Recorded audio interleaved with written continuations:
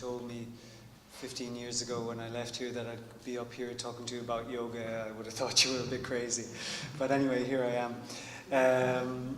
I was always, as a kid, interested in business, and I wanted to be just like my dad, a businessman, and go and do something like that. And it was always in the plan. But when I was going through the process of, trying to figure out what to say to you guys, and with the stimulus that I got from the guys in Trailblaze to think about how I got here, I was thinking as a kid of some events that kind of shaped me. And I think back to an event when I was in Scouts when I was 10, and I love Scouts and I love the Scout leader and I love the whole thing. But one time she betrayed me in front of everybody, actually, and it always stuck in my mind. At the time, I didn't understand what was going on, but I was really friendly with her family. I used to help mind her kids, and I stopped her kid running out on a road one day, and she got the attention of the group, and she said, I'd like to tell you something about David Cunningham. And she said, I think someday he's going to be a great. And she paused, and I thought, billionaire, superhero, what's it going to be? And she said, he's going to be a great social worker. And I didn't know what that was when I was 10. And I thought, I'm not too sure about this, but today, now that I'm here, being a social worker or someone who works to bring about social change, that's all I aspire to be. So it's been a big shift from then. So when I left UCG here, I was a pretty good golfer. I was on the Irish golf team, and I had a golf business with my brother, all great. I had a beautiful girlfriend who's now my wife, Lara, and everything was great, and things were going along so well until my first stimulus, or my first, what the Trailblazery like to call, aha moment came along. And that aha moment came when everything was going so well, and I was going to get this really cool sports car that I'd always wanted, and I brought home the catalogue to show to Lara when she came home from yoga teaching, and I said, check this out. And she said, really? Is this it? Is this what our lives are going to be about? And that was the first time, that stimulus, that question, that made me question what I wanted to do, or my values, or what I held dear to me.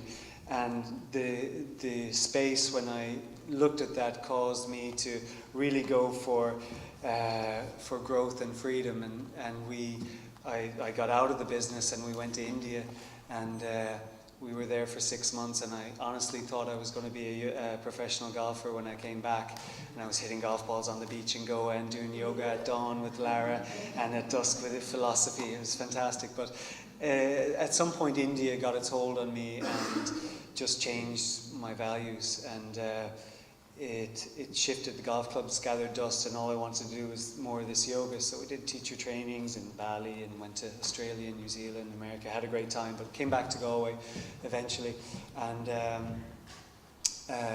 I said, okay, Lara, I'll help you get a yoga centre going until I do a real job. And so 8 years later, we've got 4 kids and 4 yoga spaces, and I haven't got around to the real job, and I haven't got the sports car.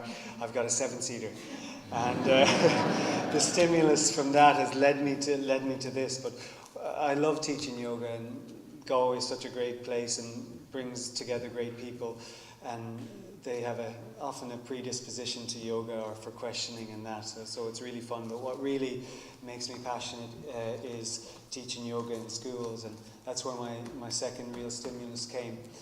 I said I'd check out how yoga would work in schools, and I taught yoga to 400 kids for 10 weeks. And during one of that time, the stimulus came right behind me. It was in front of me, but it was behind this girl.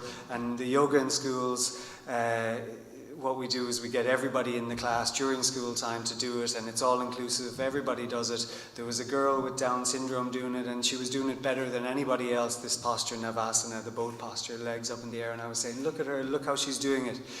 And behind her was this sign, and it said Maser Féin, Maser Diniela, Maser Mwain. And I was teaching it in Irish, and it was bringing my love back to this. But what it meant was respect for yourself, respect for others, and respect for things. And that's how the Yoga in Schools program, it just said, you've got to do this, and you've got to use that as the 3 pillars of it. So that's what we try and do with the Yoga in Schools program, and it really feeds me so well. So I got the idea, look, if I go and see the Minister for Social Welfare and I say to him, give me 20 people and I'll train them how to do this, and you'll have 20 people, they can easily teach 500 people a week how to do yoga in schools, and that'll be 10,000 kids in Galway who'll do free yoga in schools. And I got a team together, and we went and we saw him, and he said, yeah, I'll pay for it, but I won't pay for your training. He wouldn't pay for me training them. So right now we're almost finished, and we said we'd do it ourselves, and we've got 22 teachers next month who are graduating, and hopefully a lot of them are really, I call them teachers, but really I want them to be revolutionaries, and I want them to go and teach people to teach respect in schools and elsewhere, and really change things. But the thing about it is, and I have to say that when I go and I see things and I turn on the radio, anytime I listen to news talk, I'm ready to bail on this country personally. So I am. I have 4 kids, and I'm not sure if I want them to grow up in a place where we drink 80 more pints of beer than anyone else in the world, where we are 6th in cancer-related deaths, where we're 13th in obesity, and I'm really not sure. But I feel, and when I come and I meet other people here who are change makers, and I say, yeah, it's actually worth trying to change. So I really feel that perhaps it's worth trying to change, and maybe to start a revolution of respect, because I think that's what's really needed right now. I don't think that thing would have happened in the Phoenix Park if there was an inherent respect taught to kids for themselves, for the other people that they meet, for their environment that they find themselves. And I'd love to be a part of that. So I propose that perhaps we do it ourselves, but at least let's give our kids a chance to learn about respect, because it might be written up on the wall in the school, but they're not getting it in our education system. They're not. And there's great people in there, and I've met the teachers, and I've met the consultants who will work, instead of in private practice, they'll come and meet me and try and do yoga instead, and try and get people to do that instead of lucrative private practices. And they'll work in a broken system. So there's people out there who are willing to be part of a revolution if we give it a chance. And really all I want to say today is that I want my kids to be here. I want them to be proud to be Irish, and I want them to have a chance to go anywhere in the world and be received with open arms and say, you know, they're good people there from Ireland. They have respect for everybody. They've always worked hard. So that's what I'd like to propose today. Then maybe you can help me, maybe you can help ourselves, and just if we offer respect to each other first, and maybe it'll ripple out elsewhere.